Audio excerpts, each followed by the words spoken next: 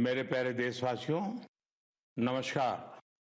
मन की बात में आपका फिर से स्वागत है, अभिनंदन है। कुछ ही दिनों में साल 2026 दस्तक देने वाला है और आज जब मैं आपसे बात कर रहा हूं तो मन में पूरे एक साल की यादें घूम रही हैं।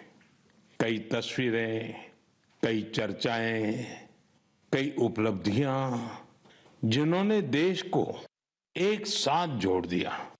2025 ने हमें ऐसे कई पल दिए जिन पर हर भारतीय को गर्व हुआ। देश की सुरक्षा से लेकर खेल के मैदान तक, विज्ञान की प्रयोगशालाओं से लेकर दुनिया के बड़े मंचों तक भारत ने हर जगह अपनी मजबूत छाप छोड़ी। इस साल ऑपरेशन सिंदूर हर भारतीय के लिए गर्व का प्रतीक बन गया। दुनिया ने साफ देखा, आज का भारत अपनी सुरक्षा से कोई समझौता नहीं करता। ऑपरेशन सिंदूर के दौरान देश के कोने कोने से मां भारती के प्रति प्रेम और समर्पण की तस्वीरें सामने आई। लोगों ने अपने अपने तरीके से अपने भाव व्यक्त किए। साथियों, यही जज्बा तब भी देखने को मिला जब वंदे मातरम के 150 वर्ष पूरे हुए।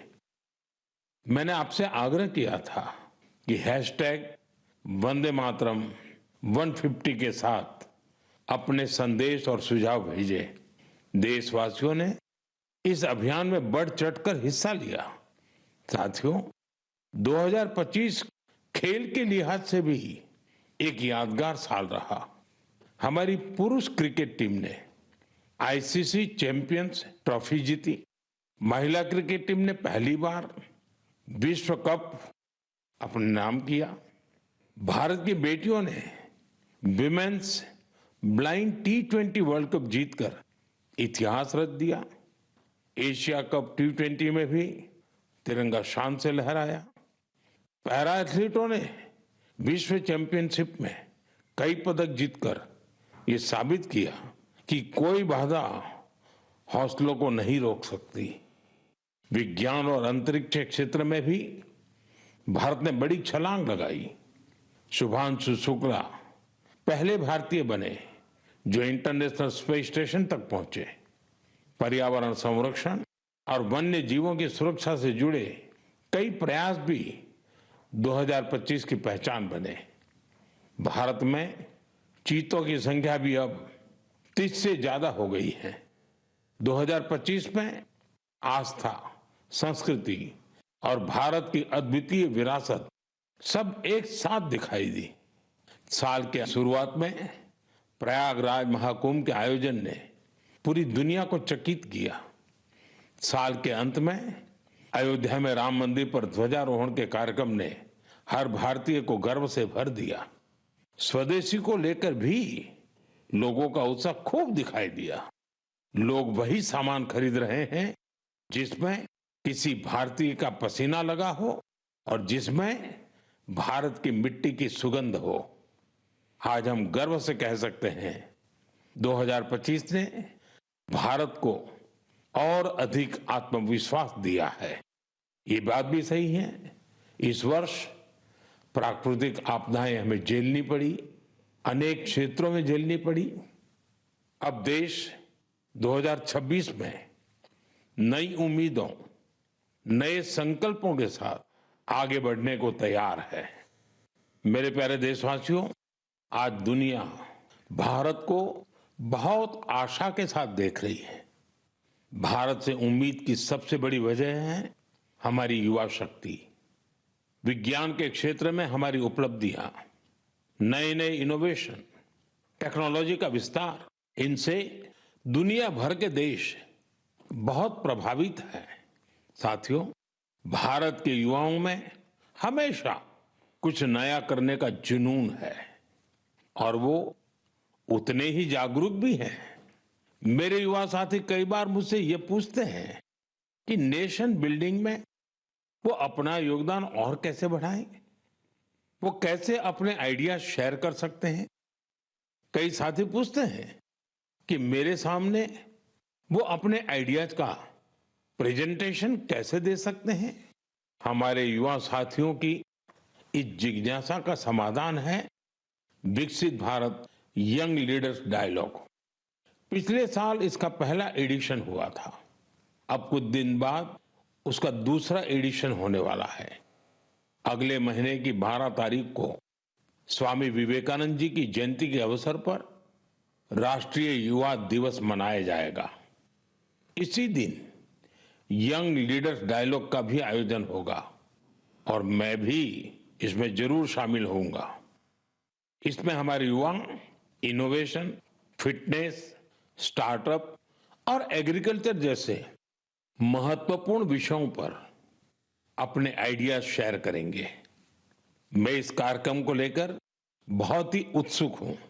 साथियों, मुझे ये देखकर अच्छा लगा कि इस कार्यक्रम में हमारे युवाओं की भागीदारी बढ़ रही है। कुछ दिनों पहले ही इससे जुड़ा एक क्विज कंपटीशन हुआ। इसमें 50 लाख से अधिक युवा शामिल हुए। एक निबंध प्रतियोगिता भी हुई जिसमें स्टूडेंट्स ने विभिन्न विषयों पर अपनी बातें रखी। इस प्रतियोगिता में तमिलनाडु पहले और उत्तर प्रदेश दूसरे स्थान पर रहा। साथियों, आज देश के भीतर युवाओं को प्रतिभा दिखाने के नए नए अवसर मिल रहे हैं।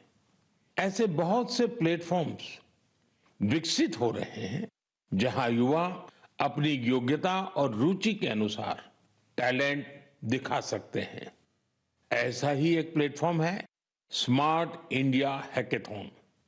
एक और ऐसा माध्यम जहां आइडियाज एक्शन में बदलते हैं। साथियों, स्मार्ट इंडिया हैकेथॉन 2025 का समापन इसी महीने हुआ है। इस हैकेथॉन के दौरान 80 से अधिक सरकारी विभागों की 270 से ज्यादा समस्याओं पर स्टूडेंट्स ने काम किया। स्टूडेंट्स ने ऐसे सॉल्यूशन दिए जो रियल लाइफ चैलेंजेस से जुड़े थे, जैसे ट्रैफिक की समस्या है। इसे लेकर युवाओं ने स्मार्ट ट्रैफिक मैनेजमेंट से जुड़े बहुत ही इंटरेस्टिंग पर्सपेक्टिव शेयर किए। फाइनेंशियल फ्रॉड्स और डिजिटल एरेस्ट जैसी चुनौतियों के समाधान पर भी युवाओं ने अपने आइडियाज सामने रखे। गांवों में डिजिटल बैंकिंग के लिए साइबर सिक्योरिटी फ्रेमवर्क पर सुझाव दिया। कई युवा एग्रीकल्चर सेक्टर की चुनौतियों के समाधान में जुटे रहे।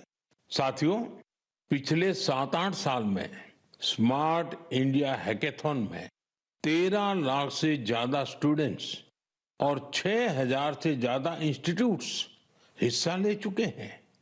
युवाओं ने सैकड़ों प्रॉब्लम्स के सटीक सॉल्यूशंस भी दिए हैं।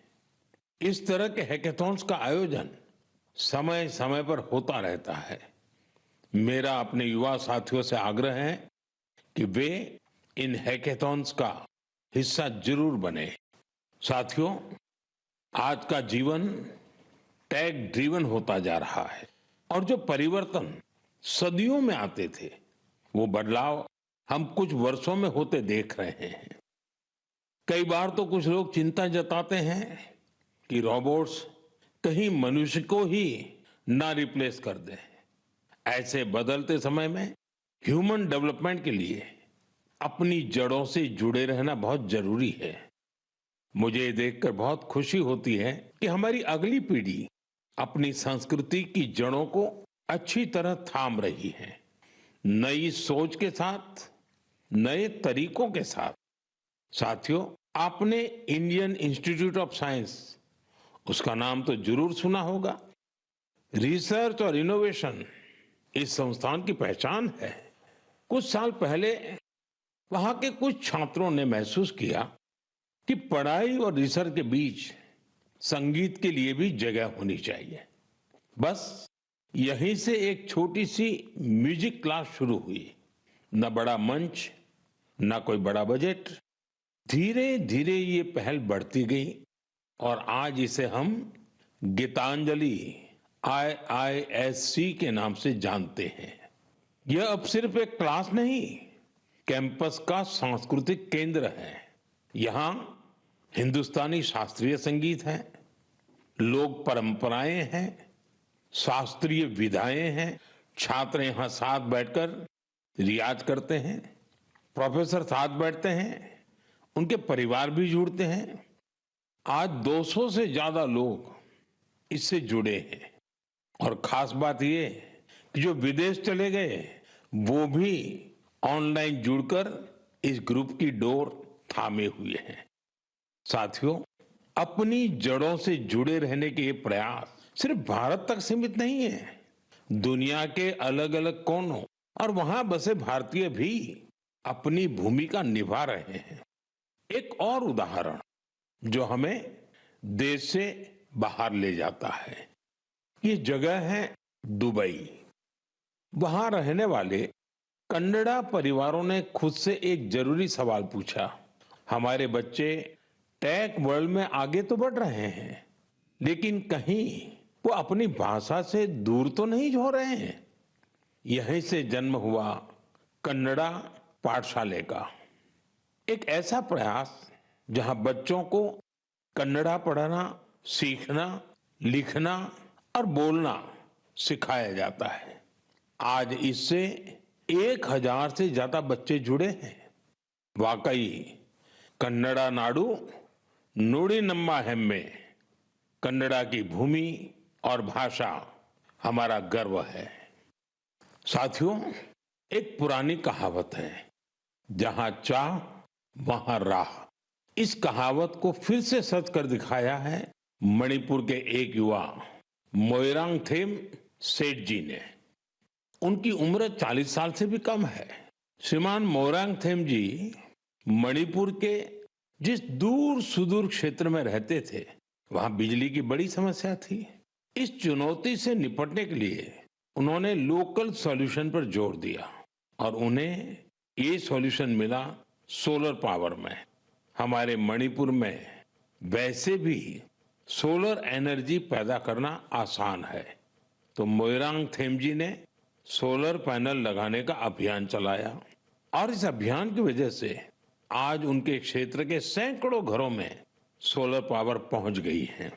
खास बात यह है कि उन्होंने सोलर पावर का उपयोग हेल्थ केयर और आजीविका को बेहतर बनाने के लिए किया है। आज उनके प्रयासों से मणिपुर में कई हेल्थ सेंटर्स को भी सोलर पावर मिल रही है। उनके इस काम से मणिपुर की नारी शक्ति को भी बहुत लाभ मिला है। स्थानीय मछुआरों और कलाकारों को भी इससे मदद मिली है। साथियों, आज सरकार पीएम सूर्यघर मुफ्त बिजली योजना के तहत हर लाभार्थी परिवार को सोलर पैनल लगाने के लिए करीब करीब 75 से 80 हजार रुपए दे रही है। मोइरांगथेम जी के ये प्रयास यूं तो व्यक्तिगत प्रयास है, लेकिन सोलर पावर से जुड़े हर अभियान को नई गति दे रहे हैं। मैं मन की बात के माध्यम से उन्हें अपनी शुभकामनाएं देता हूं। मेरे प्यारे देशवासियों, आइए अब जरा हम जम्मू कश्मीर की तरफ चलते हैं।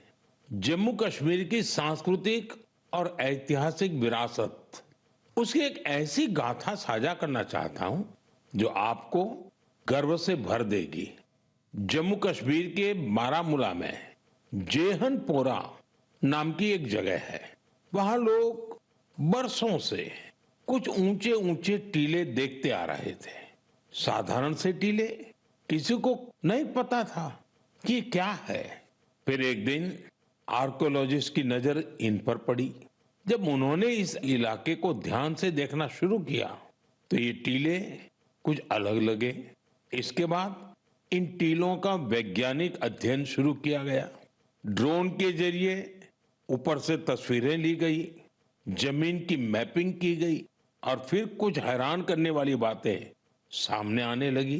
पता चला ये टीले प्राकृतिक नहीं है, ये इंसान द्वारा बनाई गई किसी बड़ी इमारत के अवशेष है। इसी दौरान एक और दिलचस्प कड़ी जुड़ी। कश्मीर से हजारों किलोमीटर दूर फ्रांस के एक म्यूजियम के आर्काइव में एक पुराना धुंधला सा चित्र मिला। बारामूला के उस चित्र में 3 बौद्ध स्तूप नजर आ रहे थे। यहीं से समय ने करवट ली और कश्मीर का एक गौरवशाली अतीत हमारे सामने आया। ये करीब 2000 साल पुराना इतिहास है। कश्मीर के जहनपोरा का ये बौद्ध परिसर हमें याद दिलाता है कश्मीर का अतीत क्या था, उसकी पहचान कितनी समृद्ध थी। मेरे प्यारे देशवासियों, अब मैं आपसे भारत से हजारों किलोमीटर दूर एक ऐसे प्रयास की बात करना चाहता हूं जो दिल को छू लेने वाला है। फिजी में भारतीय भाषा और संस्कृति के प्रसार के लिए एक सराहनीय पहल हो रही है। वहां की नई पीढ़ी को तमिल भाषा से जोड़ने के लिए कई स्तरों पर लगातार प्रयास किए जा रहे हैं। पिछले महीने फिजी के राकी राकी इलाके में वहां के एक स्कूल में पहली बार तमिल दिवस मनाया गया। उस दिन बच्चों को एक ऐसा मंच मिला जहां उन्होंने अपनी भाषा पर खुले दिल से गौरव व्यक्त किया। बच्चों ने तमिल में कविताएं सुनाई, भाषण दिए और अपनी संस्कृति को पूरे आत्मविश्वास के साथ मंच पर उतारा। साथियों, देश के भीतर भी तमिल भाषा के प्रचार के लिए लगातार काम हो रहा है। कुछ दिन पहले ही मेरे संसदीय क्षेत्र काशी में चौथा काशी तमिल संगमम हुआ। अब मैं आपको एक ऑडियो क्लिप सुनाने जा रहा हूं। आप सुनिए और अंदाजा लगाइए तमिल बोलने की कोशिश कर रहे ये बच्चे कहाँ के हैं। வணக்கம். பாரத் அரசங்கத்தல் ஓரே பாரதம் உன்னத பாரதம் நடத்தப்பட்ட காசி தமிழ் சங்கமம் 4 தமிழ் கற்போம் ನಾನು ரொம்ப ಕಾರ್ಕೆ ಉದಾಹರಣಕ್ಕೆ ಏನು ತಮಿಳಿಲ್ ಇಂಟ್ರೊಡಕ್ಷನ್ कासियोड़ भूमिल नानु पायल पटेल और सुकिन्स इंटर कॉलेज की मानवी अनेवरकुम येन वणक्कम। साथियों, आपको जानकर हैरानी होगी तमिल भाषा में इतनी सहजता से अपनी बात रखने वाले ये बच्चे काशी के हैं, वाराणसी के हैं। इनकी मातृभाषा हिंदी है, लेकिन तमिल भाषा के प्रति लगाव ने इन्हें तमिल सीखने के लिए प्रेरित किया है। इस साल वाराणसी में काशी तमिल संगमम के दौरान तमिल सीखने पर खास जोर दिया गया था। लर्न तमिल, तमिल कराकलम, इस थीम के तहत वाराणसी के 50 से ज्यादा स्कूलों में विशेष अभियान भी चलाए गए। इसी का नतीजा हमें इस ऑडियो क्लिप में सुनाई देता है। എന്ന പേര് വൈഷ്ണവ്. ഞാൻ നിവേദിത ശിക്ഷാ സദൻ ബാലിക इंटर कॉलेज वाराणसी പഠിக்கிறேன். ഞാൻ കാശി തമിഴ് കർക്കലാം 4.0 ला तमिल भाषा टिक्कावुम इल्लुवम करेन. हिंदा वयपुक्क पराधान नरेंद्र मोदी अवगलेकु नान नंटी सोलिगरेन। साथियों, तमिल भाषा दुनिया की सबसे प्राचीन भाषा है। तमिल साहित्य भी अत्यंत समृद्ध है। मैंने मन की बात में काशी तमिल संगमम में भाग लेने का आग्रह किया था। मुझे खुशी है कि आज देश के दूसरे हिस्सों में भी बच्चों और युवाओं के बीच तमिल भाषा को लेकर नया आकर्षण दिख रहा है। यही भाषा की ताकत है, यही भारत की एकता है। साथियों, अगले महीने हम देश का 77वां गणतंत्र दिवस मनाएंगे। जब भी ऐसे अवसर आते हैं तो हमारा मन स्वतंत्रता सेनानियों और संविधान निर्माताओं के प्रति कृतज्ञता के भाव से भर जाता है। हमारे देश ने आजादी पाने के लिए लंबा संघर्ष किया है। आजादी के आंदोलन में देश के हर हिस्से के लोगों ने अपना योगदान दिया है, लेकिन दुर्भाग्य से आजादी के अनेकों नायक नायिकाओं को वो सम्मान नहीं मिला जो उन्हें मिलना चाहिए था। ऐसी ही एक स्वतंत्रता सेनानी है ओडिशा की पार्वती गिरी जी। जनवरी 2026 में उनकी जन्म शताब्दी मनाई जाएगी। उन्होंने 16 वर्ष की आयु में भारत छोड़ो आंदोलन में हिस्सा लिया था। साथियों, आजादी के आंदोलन के बाद पार्वती गिरि जी ने अपना जीवन समाज सेवा और जनजातीय कल्याण को समर्पित कर दिया था। उन्होंने कई अनाथालयों की स्थापना की। उनका प्रेरक जीवन हर पीढ़ी का मार्गदर्शन करता रहेगा। मैं पार्वती गिरि जी को श्रद्धांजलि अर्पण करूं छी। साथियों, ये हमारा दायित्व है कि हम अपनी विरासत को न भूलें। हम आजादी दिलाने वाले नायक नायिकाओं की महान गाथा को अगली पीढ़ी तक पहुंचाए। आपको याद होगा, जब हमारी आजादी के 75 वर्ष हुए थे, तब सरकार ने एक विशेष वेबसाइट तैयार की थी। इसमें एक विभाग अनसंग हीरोज को समर्पित किया गया था। आज भी आप इस वेबसाइट पर विजिट करके उन महान विभूतियों के बारे में जान सकते हैं, जिनकी देश को आजादी दिलाने में बहुत बड़ी भूमिका रही है। मेरे प्यारे देशवासियों, मन की बात के जरिए हमें समाज की भलाई से जुड़े महत्वपूर्ण विषयों पर चर्चा करने का एक बहुत अच्छा अवसर मिलता है। आज मैं एक ऐसे मुद्दे पर बात करना चाहता हूं जो हम सभी के लिए चिंता का विषय बन गया है। आईसीएमआर यानी Indian council of medical research ने हाल ही में एक रिपोर्ट जारी की है। इसमें बताया गया है कि निमोनिया और यूटीआई जैसी कई बीमारियों के खिलाफ एंटीबायोटिक दवाएं कमजोर साबित हो रही हैं। हम सभी के लिए यह बहुत ही चिंताजनक है। रिपोर्ट के मुताबिक इसका एक बड़ा कारण लोगों द्वारा बिना सोचे समझे एंटीबायोटिक दवाओं का सेवन है।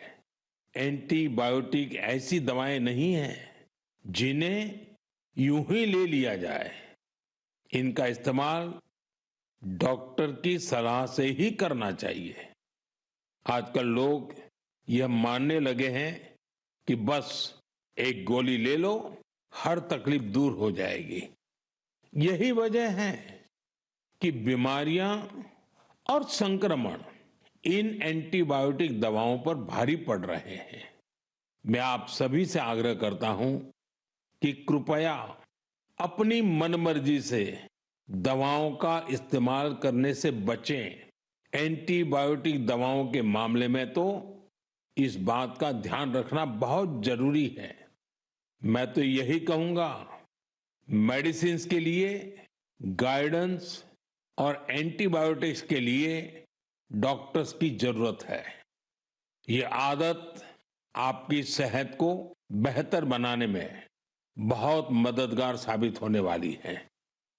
मेरे प्यारे देशवासियों, हमारी पारंपरिक कलाएं समाज को सशक्त करने के साथ ही लोगों की आर्थिक प्रगति का भी बड़ा माध्यम बन रही है। आंध्र प्रदेश के नारसापुरम जिले की लेस क्राफ्ट की चर्चा अब पूरे देश में बढ़ रही है। ये लेस क्राफ्ट कई पीढ़ियों से महिलाओं के हाथों में रही है। बहुत धैर्य और बारीकी के साथ देश की नारी शक्ति ने इसका संरक्षण किया है। आज इस परंपरा को एक नए रंग रूप के साथ आगे ले जाया जा रहा है। आंध्र प्रदेश सरकार और नाबार्ड मिलकर कारीगरों को नए डिजाइन सिखा रहे हैं, बेहतर स्किल ट्रेनिंग दे रहे हैं और नए बाजार से जोड़ रहे हैं। नारसापुरम लेस को जीआई टैग भी मिला है। आज इससे 500 से ज्यादा प्रोडक्ट्स बन रहे हैं और 250 से ज्यादा गांवों में करीब करीब 1 लाख महिलाओं को इससे काम मिल रहा है। साथियों, मन की बात ऐसे लोगों को सामने लाने का भी मंच है जो अपने परिश्रम से न सिर्फ पारंपरिक कलाओं को आगे बढ़ा रहे हैं, बल्कि इससे स्थानीय लोगों को सशक्त भी कर रहे हैं। मणिपुर के चुराचांदपुर में मार्गरेट राम थारसी एमजी, उनके प्रयास ऐसे ही हैं।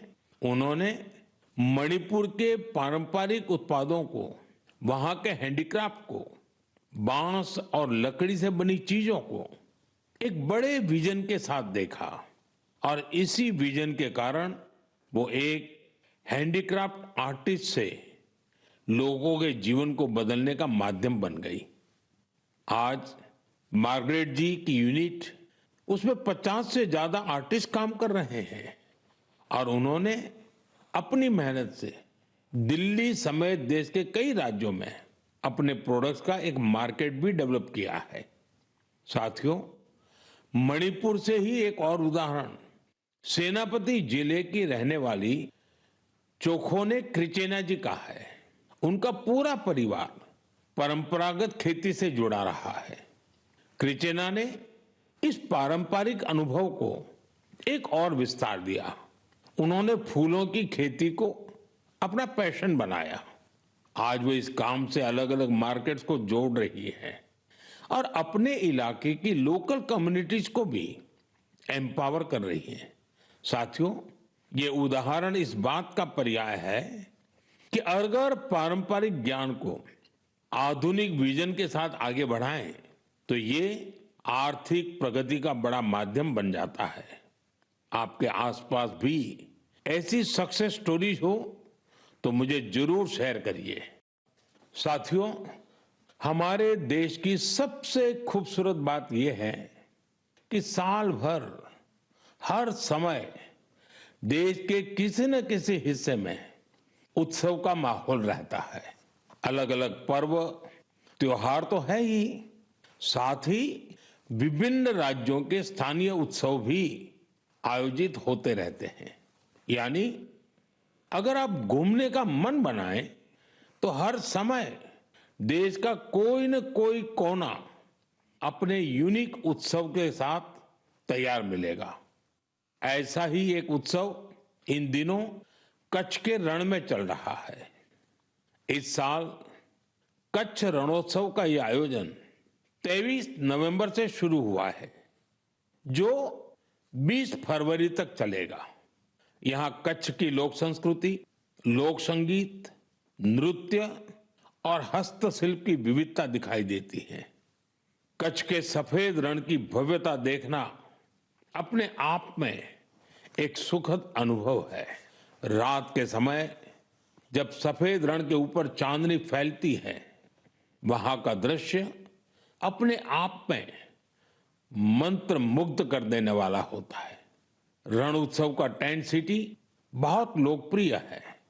मुझे जानकारी मिली है कि पिछले एक महीने में अब तक 2 लाख से ज्यादा लोग रणोत्सव का हिस्सा बन चुके हैं और देश के कोने कोने से आए हैं, विदेश से भी लोग आए हैं। आपको जब भी अवसर मिले तो ऐसे उत्सवों में जरूर शामिल हो और भारत की विविधता का आनंद उठाएं।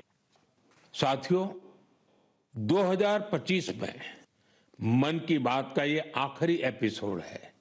अब हम साल 2026 में ऐसे ही उमंग और उत्साह के साथ, अपनेपन के साथ अपने मन की बातों को करने के लिए मन की बात के कार्यक्रम में जरूर जुड़ेंगे।